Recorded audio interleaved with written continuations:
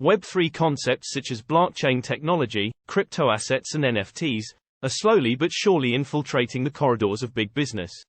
Whether we're talking about Nike's new blockchain-based Swoosh platform aiming to expand the definition of sport by democratizing the Web3 experience so that everyone can collect, create and own a piece of this new digital world, or PricewaterhouseCoopers' Decentraland virtual space, companies are looking beyond the buzzword. But not everyone is impressed with the Web3 concept, including one of the greatest disruptors of all time. Tim Berners-Lee, the British scientist broadly considered the inventor of the World Wide Web, told us to ignore the Web3 stuff at this month's Web Summit 2022 in Lisbon, Portugal. In fact, dismissive was probably the best way to sum up sentiment towards Web3 in Lisbon as a whole. Software engineer Molly White didn't hide her disdain for crypto and blockchain technology when she took to the stage.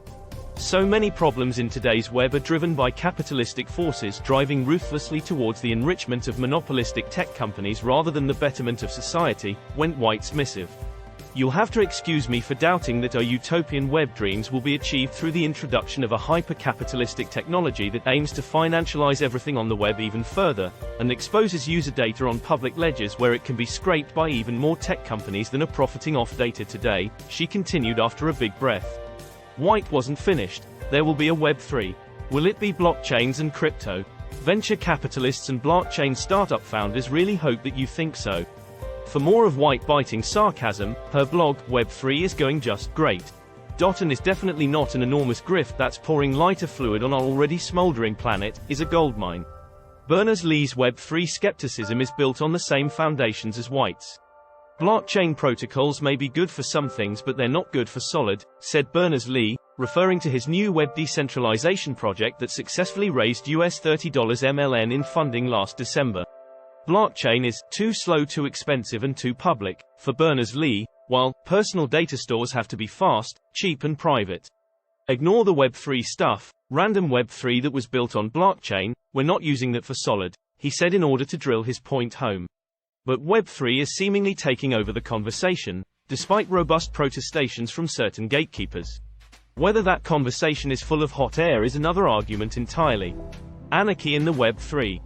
We're taking from the anarchist but are also disrupting the disruptors. We mature the technology and bring it to the Fortune 500, because I think that is needed, said Lone Font Schroeder, chief executive of blockchain company Concordium and vice chair of Volvo Cars. Schroeder takes quite a different view to Berners-Lee, White et al.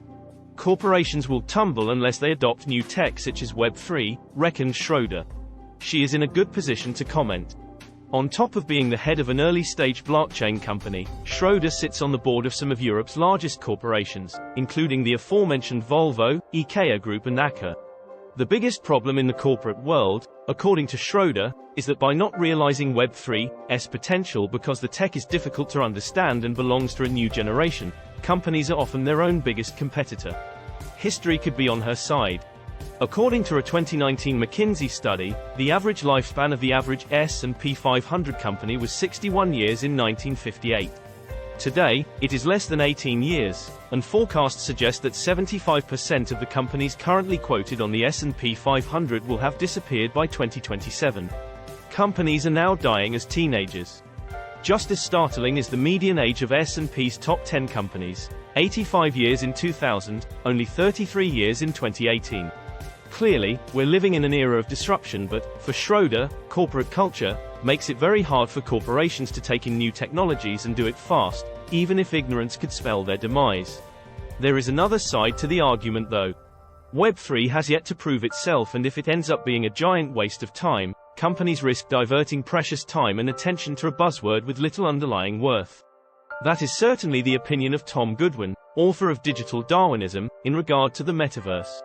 But Web3 is a broad church encompassing crypto, blockchain and NFT systems, and we're far too early in the journey to fully understand its true potential and use cases. I recall the first time my house got dial-up 56K modem internet. It was slow, expensive and stupidly inefficient, yet it felt revolutionary. These terms are now being attributed to Web3. Yet Web3 is not even close to phased dial-up. True, businesses need to move with the technological tide, but putting your eggs into the Web3 basket remains a gamble with unquantified odds. When decentralization. For all of Web3's espousing of decentralization, it by and large remains a pipe dream. Schroeder's Concordium project is no different, given that the Concordium Foundation is a majority holder of the blockchain CCD token, and even runs 10 out of the approximately 300 validation nodes that help secure the blockchain. It's a conundrum ubiquitous in the Web3 space. How do you balance decentralization with running an actual functioning product?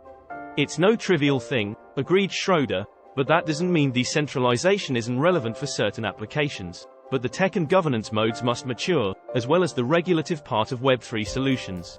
We know from speaking to other foundations who are already on the road towards decentralization who have done it, in their words, a little too fast without understanding the consequences, said Schroeder, adding, decentralization can't be rolled back unless the ecosystem decides so.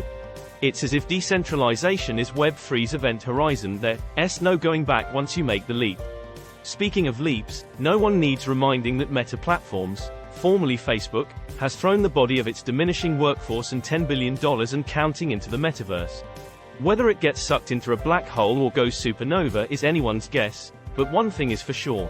Meta will serve as either a benchmark or portent for companies like Concordium that see Web3 as the future of interconnectivity.